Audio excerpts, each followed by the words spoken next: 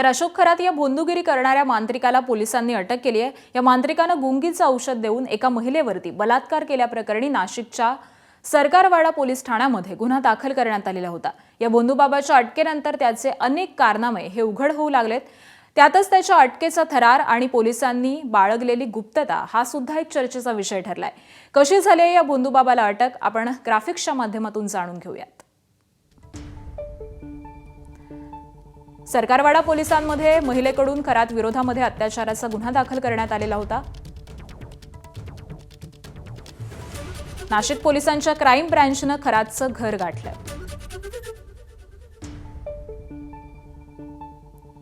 त्यानंतर खरात पळून जाईल या शक्यतेमुळे पोलिसांनी बनाव रचला। खरातच्या घराच्या परिसरामध्ये चोर शिरल्याचं कारण दिलं। एक पथक खरातच्या घरात तर दुसऱ्या पथकाचा घराबाहेर पहारा होता। खरात घरात असल्याचं समजताच पोलिसांनी त्याला ताब्यात घेतलं।